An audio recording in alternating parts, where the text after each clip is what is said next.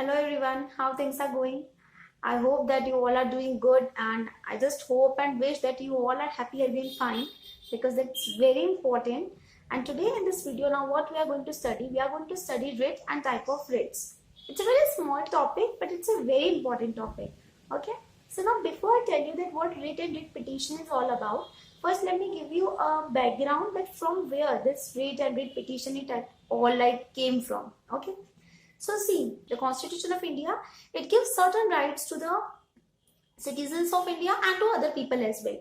For example, freedom of speech, then education, then right to live. Okay, so there are certain fundamental rights that are given to the citizens of India. Now the question is that what will happen if these fundamental rights get infringed? What is the remedy that is available to a person if his fundamental rights get violated, if his fundamental rights get infringed? So what happens that as and when the fundamental rights of a person get infringed, he has a direct remedy that he can directly go to the Supreme Court under Article 32 of the Constitution. What he can do, that the person whose fundamental rights get infringed, can violate it, can directly go to the Supreme Court in Article 32 of the Constitution. You know, Article 32, it's being called as the protector, guarantor of fundamental right. It's very important article. I'll tell you why. See, because all other articles, they give you the rights that you have right to live, right to education, this, that and that. But what will happen if there is no remedy, if it's violent? So the thing is that the Article 32, it gives the remedy, and that's why it's a very important article. B.R. Ambedkar, who was chair of that drafting committee who have drafted the Constitution, he said that Article 32 is actually the soul and heart of the Constitution. Why? Because it is actually providing the remedy in case those fundamental rights get violated. Now, as I have said you, that the person whose fundamental rights get violated, he can go to the Supreme Court and file the case, like his fundamental rights get infringed. So the thing is that when a person, he go to the Supreme Court and file a petition that his fundamental rights get infringed, that petition will be called as writ petition. What that petition will be called as? That petition will be called as writ petition, and the order of the court against that petition, whatever the order direction they give, that will be called as writ. What it is? The petition will be called as writ petition, and the order of the court against that petition will be called as writ petition. Am I clear? See, the court is like the issue, decree, order and all that. But the thing is that when the court specifically issue a direction for fundamental rights, then it will be called as writ. Okay, now you'll ask me that what is writ? So simply, writ is basically, it's a direction. It is an order of the court to anyone, to some person or to public authorities to do some act or to not to do act. Okay, so this is what is writ. Am I clear with this? Now, the next thing is that there are two articles in which a person can go.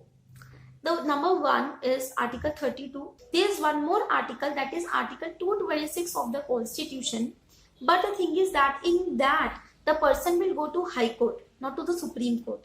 And I'll tell you what is the difference between 32 and 226.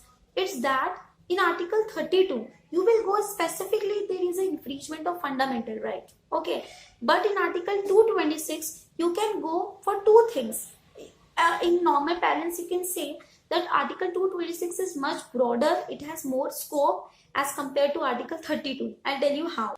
See, in Article 32, the application will lie only for the infringement of fundamental rights. What will happen if the infringement of fundamental rights, then the application in Article 32 will lie. But in Article 226, the application will lie for two things. Number one, fundamental rights. But number second is very important. Here it is written that any other purpose. What it is written in green, any other purpose. Now you will ask me, what is this any other purpose? Wait, I'll tell you. See, if there is a case law, if there is a dispute or any matter arises in any other law, okay, but in that law, if a proper remedy has not been given, or maybe you can say that an adequate remedy has not been given, that what the person will do, what that person can do, he can go to the High Court in Article 226. Am I clear with this? Okay, for example, there are matter arises in tax law and there is not a proper remedy given in tax law. If there is a proper remedy, you can't go in 226. But if there is not a proper remedy, then the person can go in Article 226 to the High Court. Okay, so this is the very first difference. The second thing is that the Supreme Court can issue writ for whole territory of the India. They can issue in Article 32. But when you will see for the High Court in 226, they will only take up the matter which arises in their jurisdiction or where the cause of action arises in their territory. It's not for whole India. Okay, so these are the two basic difference between 32 and 226. Now, one thing that you need to note down here is that there is a case law, that is Romesh Thapar versus Madras. In this, what it is said that it's not, writ is not like in the case we do in appeal. What we do in appeal, first we'll go to district court and then to the High Court and then to the Supreme Court. Okay, but in writ, it's not necessary that the aggrieved petitioner should first apply to the High Court and then to the Supreme Court. No, it's not like that. It's not compulsory that first he'll go to High Court and then he'll go to Supreme Court. No, it's nothing like that. You can directly go to the Supreme Court in 32. Okay, so this is all about like writ, and now we are going to discuss that is types of writ. Okay, and the very first writ that we are going to discuss today is habeas corpus. It's a Latin word, and here habeas, what does it mean? Can you tell me? Can you please tell? Okay, I'll tell you. See, habeas means to have, and corpus means to body. So if we combine together, it will be called as to have the body. What it really means that to have the body. I'll tell you what happened in this writ. See, as per fundamental, no person should be deprived of his personal liberty. But in case if a person has been detained by any authority or any private individual without any legal justification, then what that detained person can do, that person can file a writ of habeas corpus. Either he himself can file or any person on his behalf. It's not necessary that detained person has to file. No. Any person, whether he is relative, non-relative, any third party, advocate, lawyer, friend, anyone can file on his behalf a writ of habeas corpus. So when a writ of habeas corpus is filed, now what the court they will do, that they will order that please physically present the person in front of the court. Okay, we have said now that habeas corpus means to have the body. It means you have to physically present the person in front of the court. Then they will ask the authority who has detained the person, then on what grounds you have detained the person. Okay, if there are legal justification, then it's well and good. But if there are not, then court will order, court will give the direction, then please set free that person, and then with all due respect, they will set free that person. Okay, so this is the writ of habeas corpus. See, no person can be deprived of his personal liberty, the very first thing. Second thing is that if he has been detained any person, then he can file himself the writ of habeas corpus, or anyone on his behalf can file. When they will file, the court will ask, then on what ground you have filed. If there are no legal proper justification, then court will order that please set free this person. And the fourth thing is that the disobedience of the writ of habeas corpus, it will be treated, the same punishment will be given as it is for contempt of court. And the one point that you need to be noted here is that the writ of habeas corpus, it can be issued for both the public authorities and the private individuals. I'll give you an example. Have you watched that movie Drishyam? There was a scene in which Ajay Devgan, he was advising a parent to file a writ of habeas corpus because their son, he was detained by some of the private corporates. Okay. Second example, if you have watched the movie Veer Zara, so in that the Veer is the name of the character of SRK, he was detained. So the writ that was filed by Rani Mukherjee, it was the writ of habeas corpus. Okay, so you can learn many things from movie. So don't just watch, learn from them. Okay, so this is all about the writ of habeas corpus. Now moving on, the second writ is mandamus. Now tell me what is mandamus? I'll tell you. See, mandamus again, it's a Latin term and it means we command. What does it mean? It means we command. Now it has to be what command? I'll tell you. They command to activity, to do something. See, obviously if a person is not doing his work which he ought to do, then in this writ what will happen? The court, they will give the directions. They will ask them, then why you are not doing your work properly which you ought to do? So simply the thing is that if there is a person who has been enforced to do a public duty but he is not doing that, then any other person can file whose right has been actually it's been affected. If that officer is not doing his public duty, then that person whose rights can affect can file a writ of mandamus, and at that time the court will issue the directions. They will command the person to do their activity. Okay, so this is the writ of mandamus. The one thing that you should be very clear about this is that applicant means the person who is filing the writ, he must have a legal right to the performance of legal duty by the person against whom writ is paid. It means there should be a legal right of that applicant. And the second thing is that the officer, the public officer, he should not be a discretion to do that work. If there is a compulsion to do that work, then only a writ of mandamus will be filed. If will be like discretion, it's mercy on him, then it's not like that. Okay. The other thing that you need to be noted, it will not be issued against the president and the state governors. What this writ will not be issued against the president and the state governors. Okay. Now the next writ, that is prohibition, and prohibition here it means that to forbid. What does it mean? It means to forbid. Now what will happen? Can you just tell me from the word that what does it will mean? Obviously, you will say we can understand it from name only that it means we are restricting a person from doing something. You're absolutely right. It means that only. See, obviously when a court, whatever the power the statute or constitution has given you, you should work according to that. If a person or any legal authority, they exercise more of the power which is wasted to them, then I don't think that it's proper and it's correct. So in the same way, if there is any legal authority, any inferior court, subordinates to High Court and Supreme Court, if they exercise the power which is not given to them, okay, the power which is not wasted to them, or maybe they exercise more of the power which is wasted to them. So in such a case, what will happen? That the Supreme Court and High Court, they will stop the lower court, the inferior courts, to do their activity. They will say that no, it's not your power. Okay, don't do it. It's not your power. We have not given that right to you. Why you are exercising that right? So whenever Supreme Court and High Court, it issues an inferior court, they stop them to doing anything. It will be a writ of prohibition. The important thing is that this writ will only be issued against judicial and quasi-judicial bodies like court, and quasi-judicials like SEBI. It's a quasi-judicial body. Okay, so this writ is specifically issued for judicial and quasi-judicial authorities. And the important point that you need to be note down here is that this writ is generally, most probably in 99% cases, it will be issued before the trial of the case. It means before the case been determined.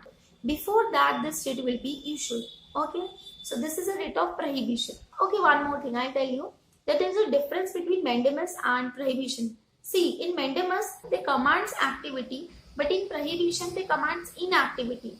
In mandamus, they say do some, not doing that work. And in prohibition, they say you are not authorized to do that work, stop it. Okay. So, mandamus, it commands activity, and prohibition, it commands inactivity. Okay. If I give you an example of mandamus, as far as I remember, in case of Yaqub Memon, I remember there was a writ of mandamus being issued. If you want to know, then Google it. I think you will find it. Okay. Okay, so now coming to the next writ, and first of all, let me give you a disclaimer that I have searched many pronunciation for this name of this writ, and the best I get is certiorari. No, if it's not correct, then please don't mind. If you know anything much better than this, then please let me know, because I want to know that.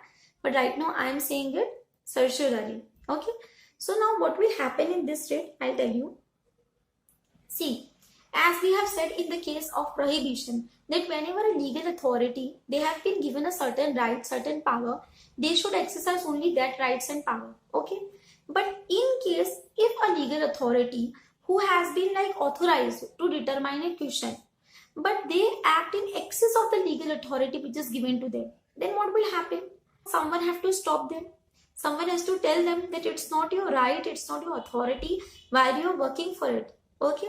So in this writ, what will happen? If there is any legal authority who are determining the questions, any of the which will affect the right of a person. Okay. But what they are doing, that there are 3 grounds which they are not determining properly. Any of the 3. Either they are exercising more jurisdiction, more power which is not given to them. Maybe they are contravening the rules of natural justice. For example, opportunity of being heard should be given. But if they are not giving, then obviously it's a contravention for rule of natural justice.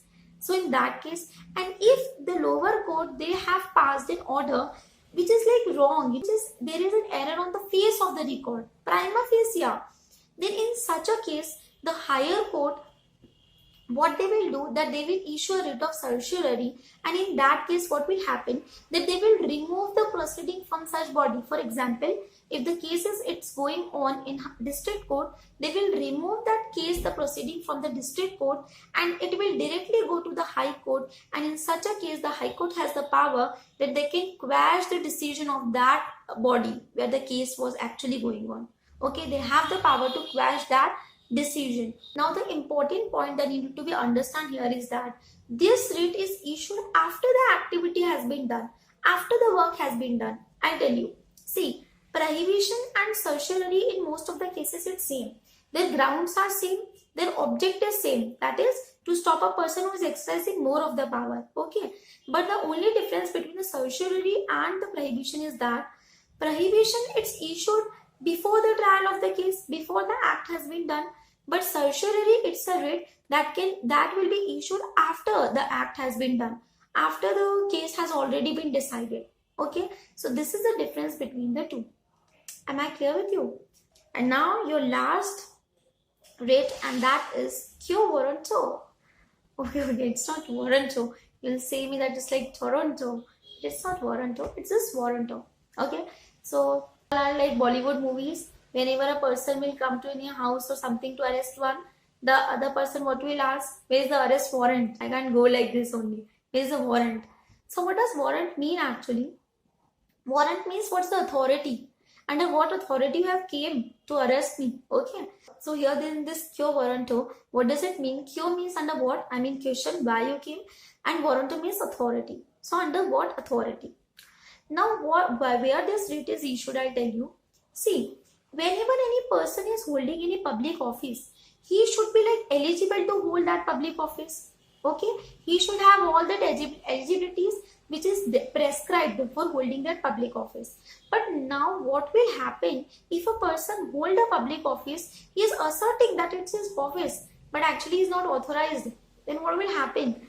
So in such a case, a writ for quo warranto will be issued, and that person will be asked that under what authority you are holding this office. See, for example, if there is a government post, okay, and for that the eligibility criteria is that the person should hold a degree for post graduation. Okay, but the thing is that person is just graduate.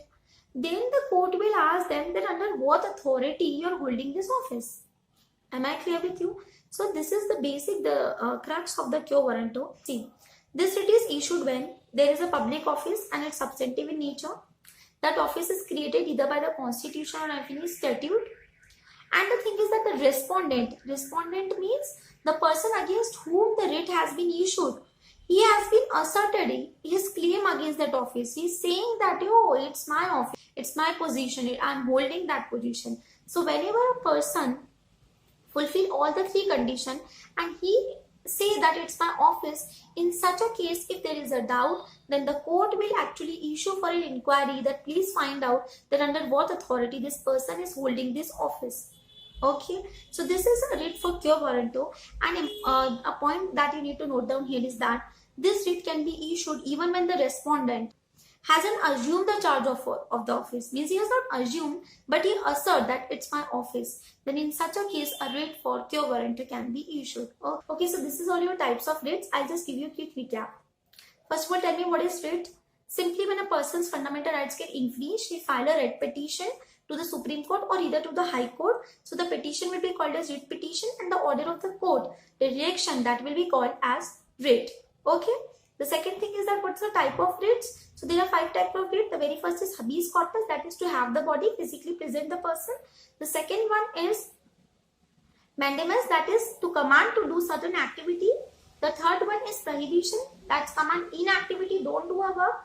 The fourth one is certiorari, that they will command to not to do a certain work, but it will be issued after the acts has already been done.